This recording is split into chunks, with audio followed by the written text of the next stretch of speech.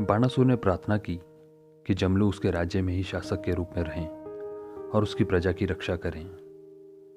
जमलू ने यह प्रार्थना भी स्वीकार की और राज्य का शासन जनता की इच्छा अनुसार चलाने लगे। इस तरह वहां पर लोकतंत्र की स्थापना हुई।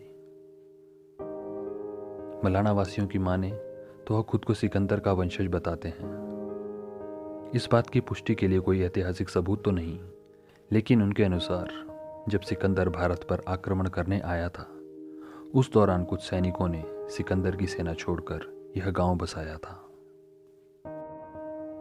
मलाना की अपनी जीवन शैली और सामाजिक संरचना है और लोग अपने रीति रिवाजों का सख्ती से पालन करते हैं।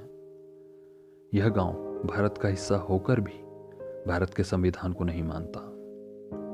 हजारों साल पुरानी इस परंपरा और रीति रिवाज ही इनका जीवन आधार हैं। प्राचीन काल में इस गांव में कुछ नियम बनाए गए। बाद में इन नियमों को संसदीय प्रणाली में बदल दिया गया।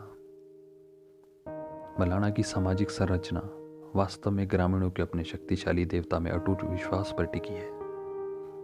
गांव के प्रमुख देवता जमलू हैं, जिन्हें जमदग्नि नाम से भी जाना जाता है। गांव का पूरा प्रशासन ग्राम परिषद के माध्यम से जमलू देवता द्वारा नियंत्रित किया जाता है। इस परिषद में 11 सदस्य होते हैं और इन्हें जमलू का प्रतिनिधि माना जाता है, जो जमलू के नाम पर गांव को नियंत्रित करते हैं।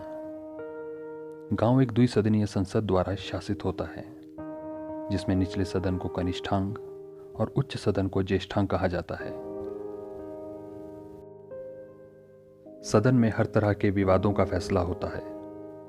अगर कोई ऐसा विवाद हो जिसका निर्णय लेना मुश्किल हो, तो ऐसे में यह विवाद सबसे अंतिम पड़ाव पर भेज दिया जाता है, जहां जमलू देवता अपना निर्णय सुनाते हैं।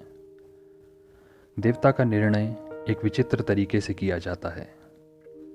जिन दो पक्षों का विवाद होता है, उनसे 2 बकरे लाने को कहा जाता है।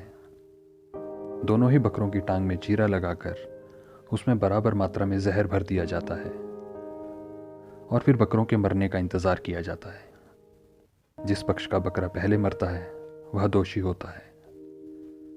इस अंतिम फैसले पर कोई सवाल खड़ा नहीं होता, क्योंकि यह फैसला उनके देवता का सुनाया होता है।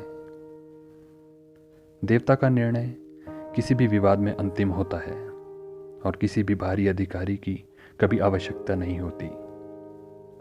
इस प्रकार मलाना को हिमाचल का एथेंस नाम भी दिया गया है। इस गांव से जुड़ी एक और रोचक बात है। गांव में बाहरी लोगों के कुछ भी छूने पर और गांव में रात गुजारने पर पाबंदी है। जमलू मंदिर परिसर में कुछ भी छूने पर 3500 रुपये तक का दंड भी है। पर्यटक रुकना चाहें तो गांव के बाहर कैंप्स में रुक सकते हैं।